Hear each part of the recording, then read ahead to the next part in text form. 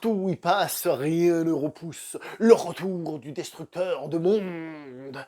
Et je suis pas en train de parler d'un conquérant ou d'un truc tiré d'un comics, je parle d'un réalisateur de cinéma. Bienvenue chez le beau parleur de l'action et du ciné d'auteur. Bonjour à vous les cinéphiles et bienvenue dans cette critique en post-projection. On va parler aujourd'hui de Moonfall, le nouveau film de Roland Emmerich, pardon. Le réalisateur, on peut le dire qu'il est culte quand même, parce que le mec, il a fait des films cultes. Je sais pas pour vous, mais pour moi, Universal Soldier, c'est un film culte. Stargate, c'est un film culte. Et même pour moi, Independence Day, c'est un film que j'apprécie beaucoup. Et je pense que beaucoup, peut-être les plus jeunes, ont tendance à oublier ce qu'était Independence Day à sa sortie. C'était un truc gros, quoi. C'est un film qui a marqué, avec une iconisation, sa manière de détruire les villes, avec ses vaisseaux spatiaux et tout ça. C'était un film qui était important et qui a cartonné. Depuis Independence Day, le mec il s'est dit allez, je vais détruire la planète à longueur de journée, Godzilla, 2012 le jour d'après, enfin The Day After Tomorrow, je sais plus comment il s'appelait, il avait un titre français ce film, je sais plus. Qu'est-ce qu'il avait fait d'autre? Bah la suite à Independence Day, qu'est-ce que je peux dire d'autre? Voilà, en gros voilà, le mec il détruit l'univers, et qu'est-ce qu'il va faire cette fois? Eh ben petite bande-annonce. Cette planète a subi 5 extinctions. Celle-ci sera la 6e.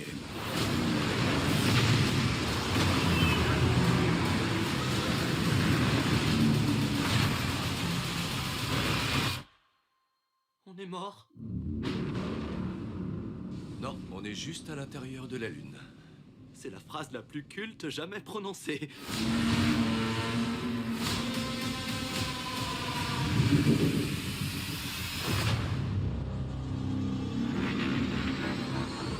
Voilà, hein, vous voyez à peu près à quoi vous attendre, il va détruire la planète, encore une fois, quelle originalité, on sait pourquoi on est là, on est prévenu, donc à ce niveau-là, on peut pas arriver devant ce film et dire tiens, je m'attendais à un truc plus intelligent ou différent, il revient là-dessus. Je tiens à rappeler que son Midway, et même sa suite d'Independence Day, s'était cassé la gueule, donc c'est un peu son film de la dernière chance. D'ailleurs, le film a coûté 140 millions de dollars, et pour le produire, eh ben, il est allé voir des indépendants, des distributeurs, il y a aussi le soutien de Lionsgate et tout ça. Donc il a réussi à réunir cette grosse somme quand même, hein, il faut quand même le faire, mais en devant se démerder de son côté, ce qui explique le fait qu'il y ait beaucoup de placements de produits dans le film et autres. Donc pour moi c'est un peu, d'une certaine manière, le film de la dernière chance de Roland Emmerich, et peut-être qu'il le sait, parce que le film a un côté un peu, peut-être, testamentaire, peut-être une espèce de grand final, je reviendrai sur le grand final, peut-être, mais il a aussi dit que si le film fonctionnait, eh ben, un 2 allait être envisagé, et peut-être même une trilogie. On est à l'époque où on fait des Cinematic Universe, donc si ça fonctionne, il va se créer, je pense, une espèce de franchise qui lui permettra d'avoir de l'argent, et ensuite de faire d'autres choses. On peut penser à Michael Bay, et ce qu'il faisait avec Transformers, hein, il gagnait de l'argent, et puis après il faisait d'autres trucs en parallèle. Juste une parenthèse, parce que je connais certains sur les réseaux sociaux, comment j'ai fait pour voir le film? Bah, image.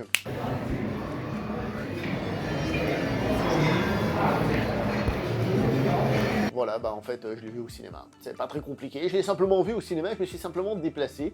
Et c'est marrant parce que je suis allé voir un film d'un réalisateur allemand, là où on parle allemand. C'est quand même génial, non? Bon, alors cette vidéo, il y aura à peu près 3 parties. Il y aura ce qu'est le film, hein, en tant que tel, on va dire, objectivement, à peu près. Il y aura ce que peut-être essaye de faire le réalisateur. Et il y aura ce que j'ai ressenti du film. Alors on va commencer par ce qu'est le film. C'est une catastrophe. C'est une catastrophe à tous les niveaux. Je vous jure, ce film, c'est le film le plus what the f de l'histoire de la what the f qui puisse exister sur Terre. Ça part dans tous les sens, mais dans tous les sens. Il fait 2h10, mais t'as l'impression qu'il a voulu faire un film de 5 heures. Qui va trop vite, il va trop vite dans plein de trucs. Il passe d'un endroit ellipse, il passe d'un endroit ellipse. On a 3 semaines avant que la planète s'effondre. Ouais, non, finalement, on a plus que 2 semaines. Ah non, finalement, on a 2 jours. Allez, c'est parti, action. Et en plus, le film, il passe d'un truc à l'autre à une vitesse grand V. Ça c'est juste le rythme, mais il te rajoute couche sur couche sur couche sur couche sur couche d'éléments. C'est-à-dire qu'on aura en gros une première partie, et ensuite on aura une trame sur la Terre où on a des gens qui essayent de survivre, du classique de Roland Emmerich, hein, vous savez, le coup des espèces de familles recomposées. Quand je dis familles recomposées, je parle, vous savez, ceux qui ont divorcé, puis que finalement, face au danger, ils se soutiennent parce qu'ils se sont aimés, blablabla, vous aviez les droits. Vous avez en parallèle une partie dans l'espace, en mode too much, comme pas possible aussi, dans le sens où où on va rajouter des couches et des couches et des couches de difficultés. Je veux dire, comment vous expliquer ça? C'est tellement, tellement nawak. Mais... Le film va enchaîner les catastrophes, on va dire, dans l'espace, stéréotype, Houston, we have a problem. Il va pas t'en mettre une, et il va t'en mettre une autre, et une autre, et une autre. Et à chaque fois, c'est pas le truc qui a l'air crédible, c'est le truc masta pas crédible. Par exemple, quand la navette décolle, il y a un des moteurs qui lâche, mais est-ce qu'on a assez? Vas-y, on essaye quand même. Et à un moment donné, je veux pas vous raconter, mais le décollage de la fusée est... Il se passe 5 millions de trucs, 5 milliards de trucs dans la même situation. Là, j'ai essayé de vous dire le truc réalisme, mais en même temps, il y a une énorme vague qui arrive. En gros, je veux pas tout vous raconter. Quand la navette est en train de décoller, est-ce qu'elle va réussir à décoller? Et pendant ce temps-là, il y a les autres qui sont en train de faire... Et c'est comme ça pendant tout le film. Et je rajoute, et je rajoute, et je rajoute. La partie terrienne, les gens qui survivent, ils essayent de survivre. On nous met un personnage qui est un personnage chinois, il y a aussi des producteurs chinois, hein, enfin je pense que chinois, asiatiques on va dire, qui au début a l'air d'être là pour être une touriste, mais bon, elle va rejoindre cette équipe, très bien, et ensuite on va en faire un love interest, ok. Il y a le fils du personnage de Patrick Wilson, qui lui, il va... comment dire, il est là pour donner justement un lien entre les deux, etc. C'est classique, mais son introduction est faite de manière tellement rapide et un peu qu'en fait, t'arrives pas à accrocher au personnage. En plus, j'ai pas vraiment kiffé l'acteur entre nous. Voilà. Tu dis waouh, waouh, waouh, waouh. Et c'est difficile de faire comprendre le nawak qu'est ce film. Est-ce que vous aimez les mecs qui à un moment donné ils s'opposent à leur hiérarchie, il prend un flingue, il fait non, personne ne bouge et on va les laisser faire, machin. Et ben vous l'aurez, mais vous l'aurez en mode, mais mec. C'est bien d'avoir la foi, mais là, dans cette situation-là, dans le film en question, là, maintenant, tout de suite, les mecs, c'est abusé, tu ne peux pas le faire. Et il y a tout, évidemment, il y a une course-poursuite en bagnole, évidemment, dans un mode post-apo, là, enfin post-apo en pleine apo, plutôt, c'est pas Mad Max, hein, c'est avant. Ça pète de partout, c'est du Fast and Furious x 1000, vous voyez, où on exagère dans tous les sens, il y a des explosions dans tous les trucs et les machins, et en plus c'est tout fait par CGI, cette course-poursuite est assez dégueulasse au niveau CGI, parce que beaucoup trop. Et à un moment donné, il y a un tremblement de terre, donc il y a la terre qui s'effondre, mais le mec il fonce quand même avec la bagnole, et pendant qu'il saute, il y a un gros morceau de terre qui est en train de se casser la gueule, et il tombe dessus pour rouler, Je vous jure, pendant ce film, vous allez sentir les neurones de votre cerveau qui font... Vous savez, un peu la Titanic, en train de se suicider. Vous savez, en train de sauter à l'eau. De tous les orifices. C'est les neurones qui sont en train de se suicider pendant le film. C'est un truc de fou. En plus, Roland Emmerich, il s'est inspiré de trucs qu'il a lus, donc en plus, si vous voulez, même le scénario en lui-même, c'est genre... comme si on prenait les théories des platistes et on disait « Wow, c'est trop bien, on va en faire un film de ouf !» tu vois. Et il n'y a aucune base. En plus, tu as le stéréotype du geek, tu vois, qui est d'ailleurs interprété par, comment il s'appelle, John Bradley, que vous avez vu dans Game of Thrones, hein, entre autres, hein, le pote de Jon Snow, qui est en plus le comique du film, qui va être là pour sortir des phrases comiques quand on a de droit de crever, blablabla, ça c'est du stéréotype hollywoodien, on va dire, actuellement. Qu'est-ce que je veux dire? Oui, qui lui, c'est le stéréotype du geek, qui sait des choses que la NASA et tout ça ne savent pas, c'est lui qui a trop raison.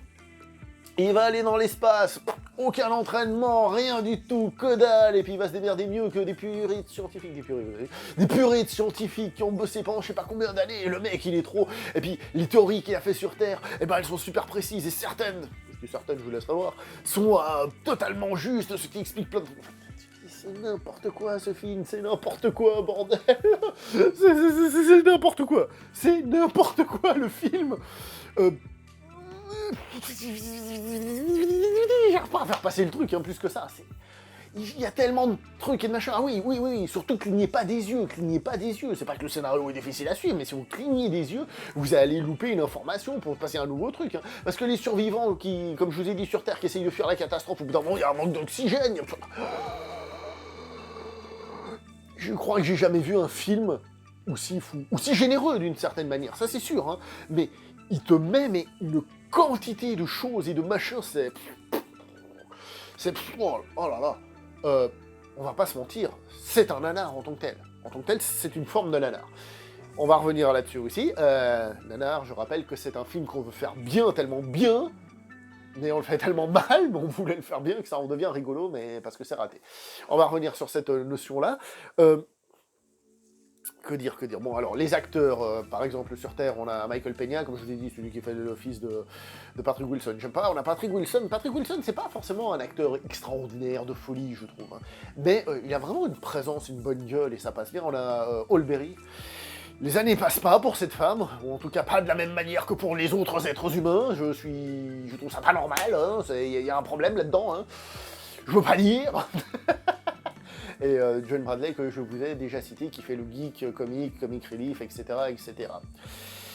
Si vous aimez Monsieur Roland Emmerich, vous aimez évidemment aussi les destructions de masse, c'est-à-dire voir des villes s'écrouler et tout, est-ce que vous allez le voir?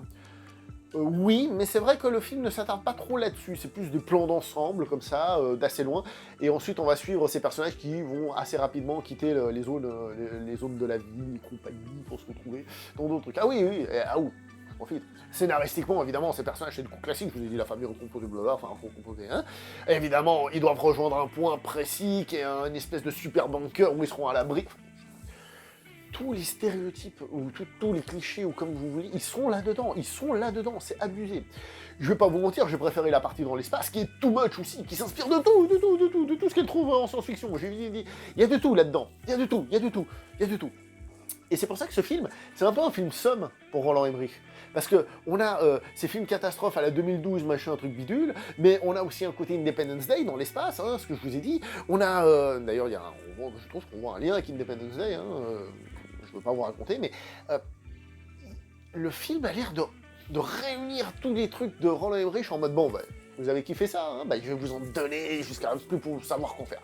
En fait, c'est comme si vous alliez dans un fast-food et vous demandez le menu, puis vous demandez un truc avec le truc de frites 3 fois plus gros, le hamburger avec 3 viandes et le triple de ketchup et tout. Alors quand je vous dis ça, il y en a qui font il y en a qui font j'aime pas les fast-food, et il y en a qui disent j'aime bien, mais là, ben c'est ça, c'est tout much.